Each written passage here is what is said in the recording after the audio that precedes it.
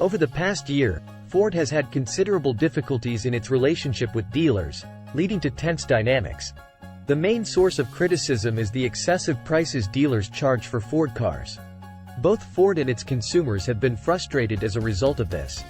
To make matters worse, Ford probably saw Tesla's success with its novel sales model, which involves direct sales to consumers without the use of traditional dealership networks. With this strategy, Tesla gains more control over price and customer service. Ford feels forced to act in response to these persistent problems.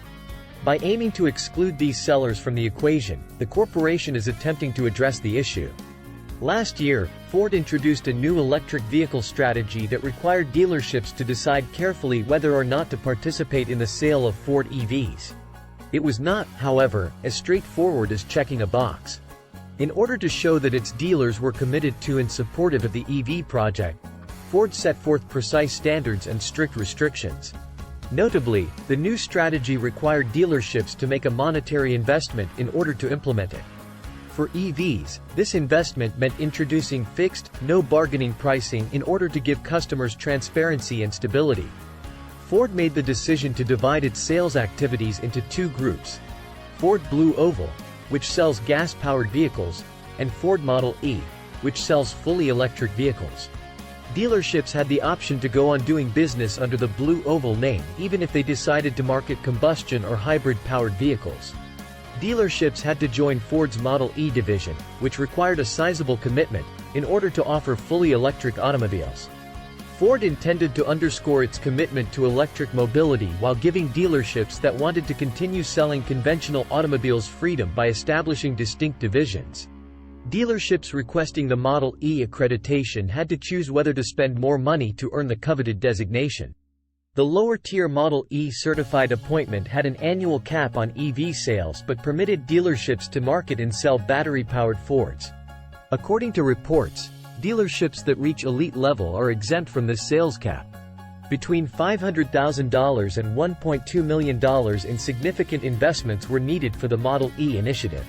At first, some Ford dealers voiced objections to the program's criteria and costs and even launched legal action.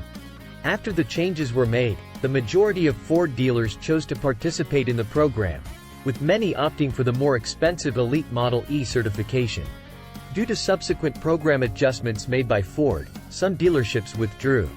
Some Ford dealerships have discovered that installing public chargers for electric vehicles is a trickier undertaking than they originally thought. Logistical difficulties are caused by elements including the dealership's age, the required infrastructure, and electrical capacity. Another important consideration is price, which can range from $400,000 to $750,000 for Level 3 charger installation. Delays result from the installation process need to drill through concrete and secure access to public land. 46 Ford dealerships in North Carolina filed a complaint alleging that the Model E certified program is unlawful. They contend that the voluntary character of the program is coercive and necessitates more training.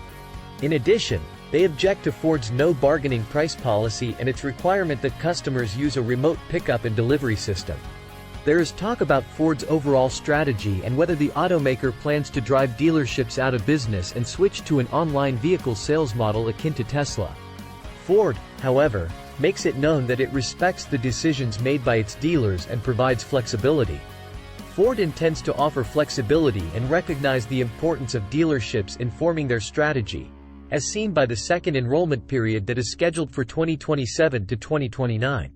When compared to General Motors' subsidization of its EV program, the level of assistance given to dealerships throughout the switch to electric vehicles is called into question.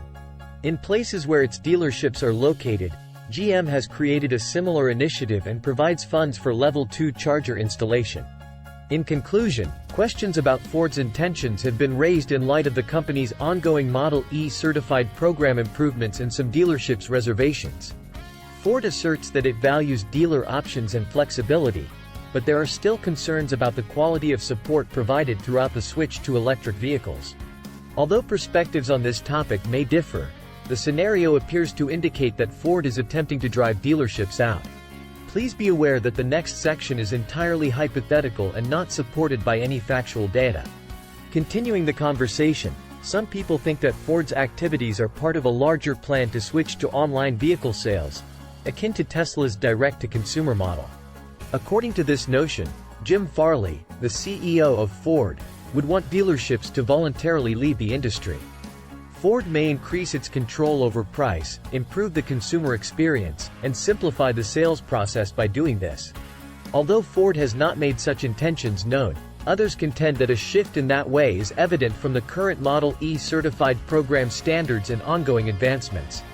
It is possible to view the program's emphasis on fixed pricing, remote pickup and delivery, and the construction of public chargers as moves toward a more centralized and online sales model.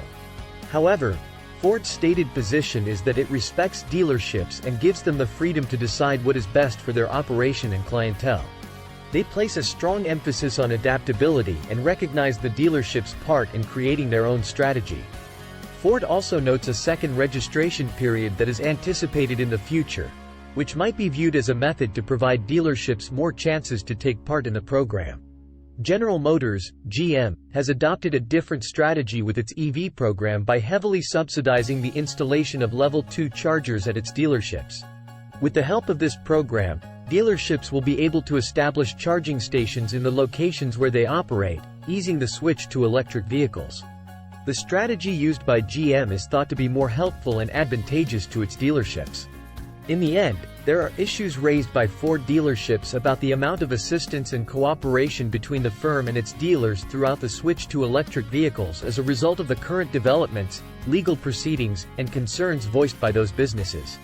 The circumstance emphasizes the difficulties and complexity involved in altering conventional dealership networks in the face of developing EV markets.